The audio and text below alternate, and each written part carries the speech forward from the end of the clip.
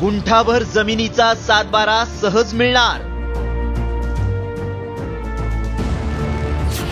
तुकडाबंदी कायदा रद्द करणार। सरकारची विधानसभेत घोषणा।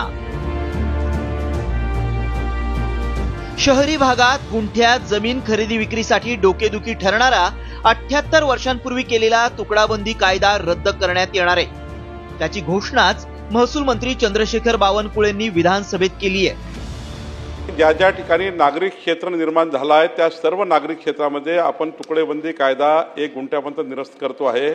आणि माननीय पाचपुते साहेबांनी सांगितलं की जे लोकांनी 20 गुंठ्यामध्ये 10 लोक त्या ठिकाणी डिवाइड होऊन त्या ठिकाणी प्लॉटिंग करून टाकला आहे, त्याची पहिली रजिस्ट्री झाली आहे, त्याची पुन्हा रजिस्ट्री करण्याकरता जी त्यांची मागणी आहे, हा कायदा निरस्त झाला आणि SOP झाल्याबरोबर ते जे